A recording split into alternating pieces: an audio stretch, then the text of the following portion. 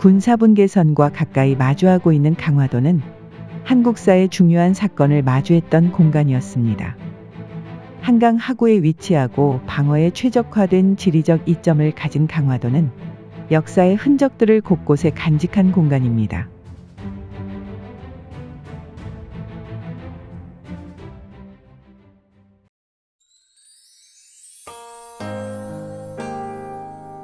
강화도 일대는 마한의 대석사국이었으며 교동도 일대는 소석사국으로 추정되고 있습니다. 이후 백제가 강화도 일대를 점령하게 되면서 수도를 해안 최전선에서 지키는 군사적 요충지로 이용하기 시작합니다. 관미성의 위치는 명확하지 않으나 강화 일대로 추정되고 있습니다. 관미성은 현재 4곳으로 의견이 나뉘고 있습니다. 교동도의 화계산성은 사면이 모두 가파르고 바다로 둘러싸고 있는 지역이며 강화도의 하움산성 또한 비슷한 지형으로 이루어져 있습니다. 개풍군의 백마산은 해양에서 진입하기 쉽지 않은 지형이며 파주의 오두산성 또한 한강 조류가 임진강과 한강 본류에서 맞이하고 있어 가파르고 험한 지형입니다.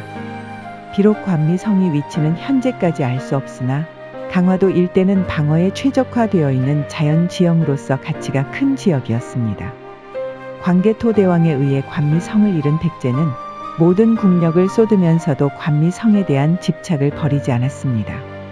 빠른 수운을 활용하여 수도로 진입하는 공간을 잃었기 때문이며 동시에 큰 강을 끼고 있으면서 서해로 나아가는 교통을 활용했던 풍납토성이 수도의 기능을 잃는 형태였기 때문이었습니다. 그러나 백제는 결국 수도를 잃어버리는 초유의 사태를 맞이했고 이후 강화도는 진흥왕에 의해 신라의 영토가 되었습니다. 이후 신라 문성왕식이 중요한 방어 거점이었던 강화도에 혈구진을 설치하면서 군사적 거점 역할을 하는 역사가 지속되었습니다.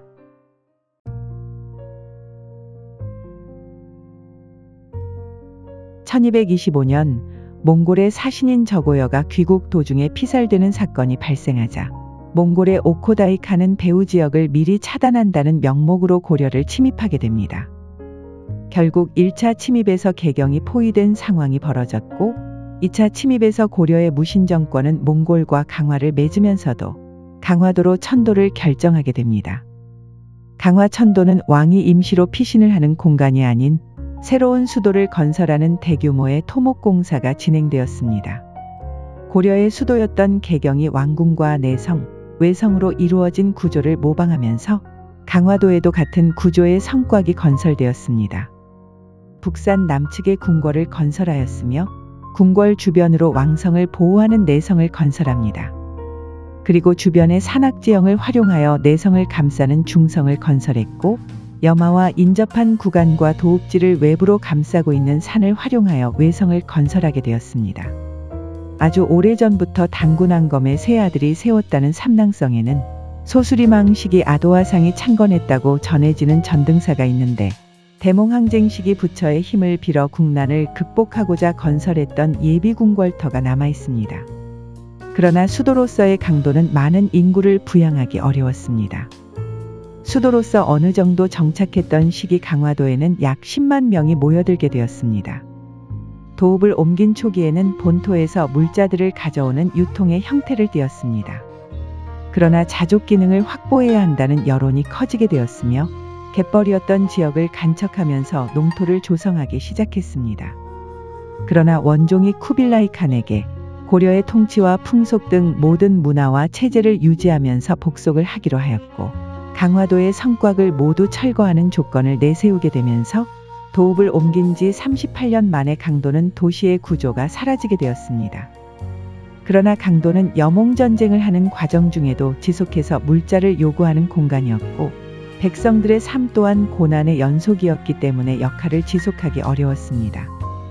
원종은 복속을 하는 대신 고려의 정통성과 문화는 포기하지 않았고 도읍지로서의 성곽은 모두 사라졌지만 자족 기능을 위한 간척 사업은 오랫동안 진행되면서 고려 말기인 공민왕 시기에 이르러 갯벌은 농경지로 변화하게 되었습니다.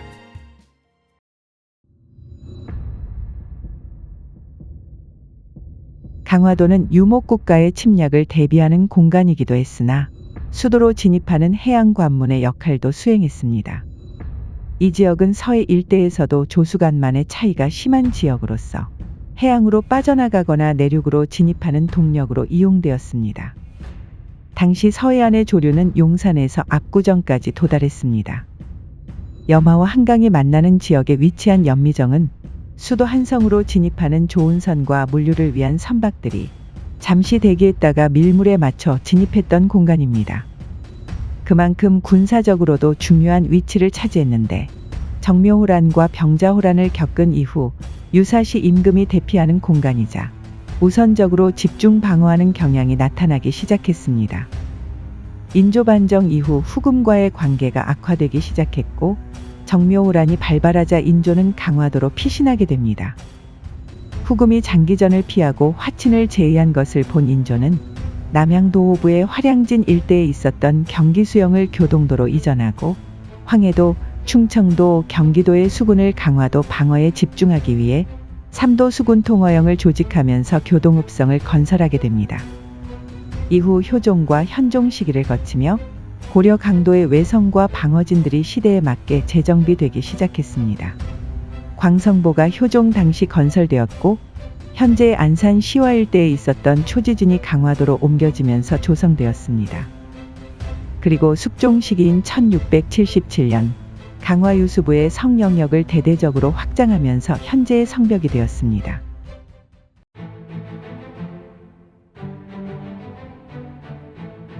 과거 고려의 궁궐은 무너졌으나 강화도의 행정을 담당했던 관청과 외규장각이 이 공간에 배치되었습니다. 과거의 성터는 하천을 넘지 않는 구간이었으나 성곽이 산 능선을 따라 조성되면서 성내가 하천을 포함하게 되었습니다. 관청을 따라 내려오는 구간과 하천이 만나는 지점에 다리가 놓아져 있으며 바로 남쪽의 시장을 형성하고 있었습니다. 이곳에서 서쪽과 동쪽, 남쪽을 향하면 물로로 통하게 되는 구조였습니다. 성 내부에는 용흥궁이 현재에도 남아있는데 철종이 임금이 되기 전 강화도에서 살았던 잠저였습니다. 청나라와의 전쟁을 통해 도시의 성곽과 해안을 따라 조성된 돈대는 왕을 보호하기 위해 통합된 하나의 요새가 되었습니다. 해안과 마주하고 있는 통어영, 왕을 보호하기 위한 도시와 성곽, 그리고 이들을 보완하는 정족산성과 문수산성이 하나의 체계를 이루고 있었습니다. 그러나 이곳은 세월이 흐르고 전혀 다른 세력들이 침입해 오면서 순환을 맞이하게 됩니다. 흥선대원군의 천주교 박해를 구실로 프랑스 함대가 침입했고 강화유수부가 점령되었으며 외규장각의 도서가 약탈되었습니다. 이후 신미양요가 발생하며 강화도 일대의 전력이 약해지자 일본이 일으킨 우뇨호 사건은 제대로 대응하지 못했습니다. 우뇨호 사건 이후 서문엽 연무당에서 강화도 조약이 체결되었습니다. 강화도는 제국주의의 국가들을 가장 먼저 접한 공간이었습니다. 1900년 제물포를 통해 강화로 들어온 선교사들에 의해 철종의 잠저였던 용흥궁 북쪽에 성당이 건설되는데 마치 조선에 스며든 것과 같은 양식의 건축물이 건설되었습니다. 이 건물의 겉모습은 한옥이지만 유럽의 성당 구조와 같은 바실리카 구조를 하고 있습니다. 마치 한옥의 측면일 것 같은 공간은 건축물의 정면이 된 특이한 구조이며 조선의 문화에 서양의 문화가 조화를 이루는 형태였습니다.